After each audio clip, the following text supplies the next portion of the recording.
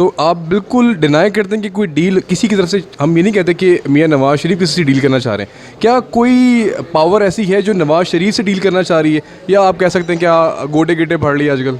देखिए, नवाज़ शरीफ की डील सिर्फ पाकिस्तान के अवाम से है और वो इस मुल्क के बेहतर मुस्तकबिल की डील है।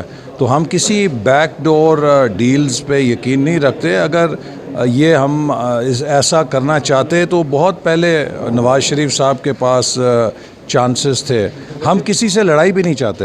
हम एक कौमी जमात हैं, हम पाकिस्तान की तरक्की पे यकीन रखते हैं और जो भी इकनॉमिक डेवलपमेंट की जमात होती है वो मुल्क के अंदर इस्तेहकाम और मुल्क के अंदर हारमनी पे यकीन रखती है। तो इसलिए हमारी किसी इदारे से ना लड़ाई है ना मुखासमत है। हम ये चाहते हैं कि इस मुल्क को कायद-ए-आज़म के विज़न के मुताबिक और आइन के मुताबिक चलाया जाए। बहुत शुक्रिया, थैंक यू सो मच।